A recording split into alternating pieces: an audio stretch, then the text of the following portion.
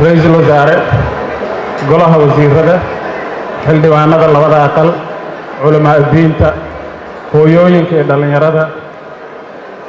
iyo ciidanka qalabka sida assalaamu calaykum waraxmatullaahi wabarakaatu marka ugu horeysa waxaan rabaa inaan mahad u celiyo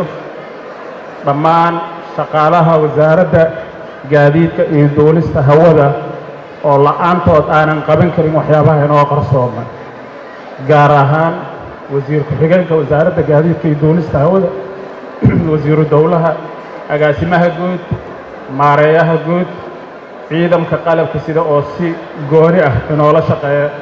intaba waxaan rabaa inaan u mahad celiyo xukuumadda ra'iisul wasaare xasan cali khayre markii la soo dhisay waxyaabaha wasaaraddani loo xil saaray ee loo diray waxaa ugu muhiimsanaa ama ugu weynaa baadi muddo 27 sano ah ka maqnayd ummadda Soomaaliyeed waxaan rabaa dhammaan ummadda Soomaaliyeed inaan ugu bishaareeyo baadidaasi 27 sano ummadda Soomaaliyeed ka maqnayd oo ah maamulka hawada Soomaaliya in laga maamulo dibadda waddanka inay soo afjarantay ayaan rabaa inaan ugu bishaareeyo ummadda Soomaaliyeed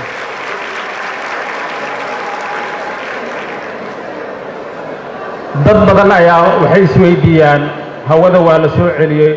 hawsha xaggay maraysaa waxaan u soo halqabsaday inay baadi tahay baadida waa la soo qabtay meel dhow ayay soo joogtaa inkastay afgooyay soo maraysaa bisha December ee aan hadda maanta ku jirro dhammaadkeeda hadduu ilaahay ka raali noqdo waxaa dhammaystiri doono qalabkii nalooga baahnaa inaan hawada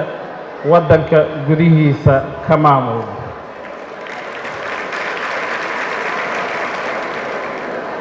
juhdiga loo soo maray soo wareejinta hawada halkan laguma soo koobi karo laakiin waxaan rabaa marka ugu horeysa inaan oga mahad celiyo madaxweynaheena iyo ra'iisul wasaaraheena sida ay noo garab istaageen iyo dhammaan xukuumadda oo mar kasta waxa aan ka rabnay nala garab taagnaa hiil iyo hoo intaba bishii May 2017 waxaan booqasho ugu tagay xafiiska ku yaala Nairobi ee laga maamulo saadaasha hawada xafiiskaasi marka aan tagay waxaan la kulmay shaqaalaha meesha ka shaqeeya shaqaalahaasi badidood ma aynan doonaynin in hawada Soomaaliya ay dib u soo noqoto 27 sano ayay Nairobi deganaayeen maalintaasi waxaan u cadeynay in maalmaha ka mid ah ama sida ugu degdegsiinyo badan hawada Soomaaliya loogu soo wareejin doono Soomaaliya markaasi oo u ekeyd wax mala awaal ah shaqaalihii meesha joogay maanta waxay haystaan kontraad cusub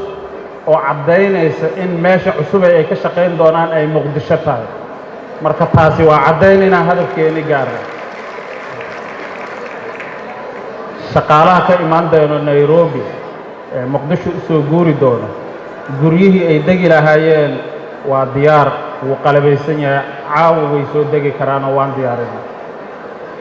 qalabkii looga baahnaa hawada Soomaaliya in lagu maamulo ama wuu yaalaayo wuu rakiban yahay ama jidku ku soo diraa ama waa diyaar marka hadduu ilaahay ka raali noqdo waxaan idinku bishaareeynayaa sanadkan inta uusan dhammaanin in qalabkaasi uu diyaar inoo yahay bilowgii sanadka cusub 2018kana hawada Soomaaliya in si full ah looga maamuli doono waddanka Soomaaliya gudihiisa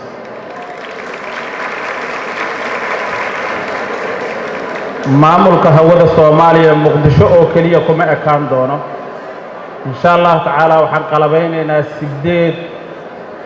8 magaalo oo Soomaaliya ka mid ah ayaan qalabeyn doonaa qaar ka mid ah magaalooyinkaasina waxay yeelan doonaa awoodda aan u qalabeynay Muqdisho mid la mid ah ayay noqon doonaan hadduu ilaahay ka raali noqdo shaqadaasina dhaxda ayay noo mari doontaa ra'iisul wasaare sida aad la socoto markii xukuumaddan cusub ay timid aeroboortka magaalada Muqdisho oo caasimadii Soomaaliya ah mugdi ayay ahayd lixda diyaarad ma kici jirin kamana soo degi jirin aan ka ahayn diyaarado operations gooni ah ku jira bishii May waxaan bilownay in aan qalabkii runway-ga loogu sameyn lahaa nalalka ay diyaaradda habeenkii ku soo degto aan rakibno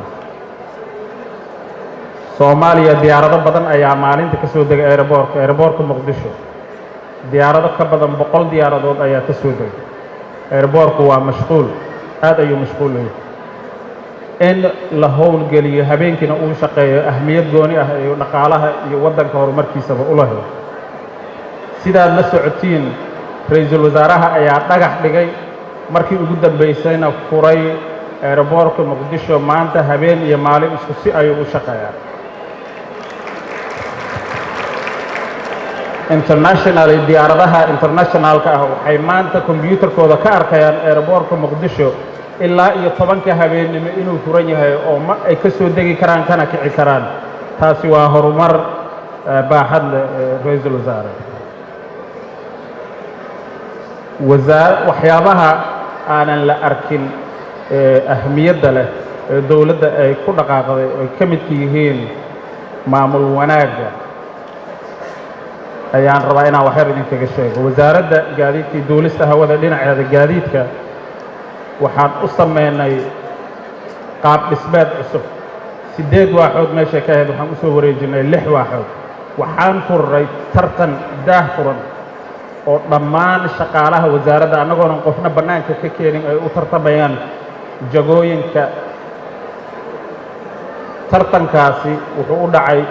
muddo dheer ayaan ka soo shaqaynaynay laakiin runtii wuxuu u dhacay si aad u daahfuran markii ugu horreysay taariikhda wasaaraddana waxaan leenahay agaasime dumar ah ayay wasaaraddu leedahay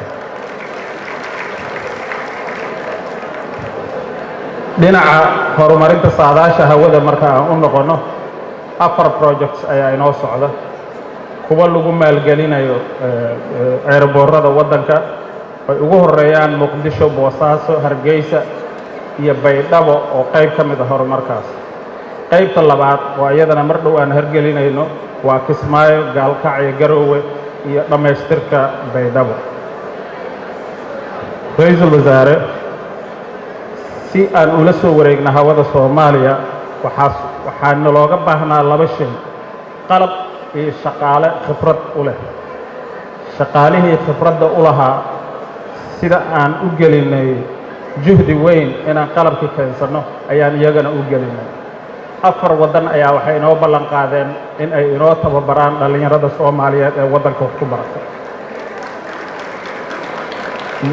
midkii ugu dambeeyay 23 bishii hadda aan soo dhaafnay dawladda Turkiga waxay inoo ballan qaaday 100 arday inay u tababarayso saadaasha hawada 100kaasi arday sida maamul wanaagga dawladdeena waxaan ku qaybin doonaa si daah furan oo ku dhisan tahay waxbarasho iyo karti oo aanan musuqmaasuq ku jirin ayaan u samayn doonaa haddii Ilaahay ka raali noqdo ra'iisul wasaare haddii Ilaahay ka raali noqdo hawada Soomaaliya marka aan soo wareejinayno dhaqaalaha aan ka helno hawada wuu kobci doonaa haddii Ilaahay ka raali noqdo hawada Soomaaliya hadda diyaaradaha hawada sare maro waxay isticmaalaan wax la yiraahdo glass G waxaan siinaa kaliya waaninaa waxaan nidhahaa halkaa ka leexa halkaa mar qalabka marka uu inoo dhammaado haddii Ilaahay ka raali noqdo hawada Soomaaliya waxay noqon doontaa meesha ugu sarreysa oo class A-ga la yiraahdo diyaaraduhuna innaga ayaa amar siinayna haddii Ilaahay ka raali noqdo dakhliga maanta naga soo galo hawada sare maritaankeeda isagana wuu labanlaabmi doonaa haddii Ilaahay ka raali noqdo waxaana inaga xiga bil iyo 2 sidaas oo kale ah ugu dambeyntii ra'iisul wasaare waxaan haysanaa ballanqaadyo tiro badan oo shaqaalana loogu tababarayo qalbina loogu tababaray waxaan rabaa inaan halkan ka caddeeyo wasaaradda gaadiidka iyo duulista hawada horumarka ay samaynayso oo idil 1 shilin oo ka mid ah nagama soo gelin gacan shisheeye waa lacagta aan ka abuurnay wasaaradda oo keliya ayaan intaasi horumar ahaan ku sameeyay haddii marka aan isku tashanno Soomaaliya inaan wax qaban karno halkaa ku ogaada waana mahadsantihiin wasalaamu calaykum waraxmatullahi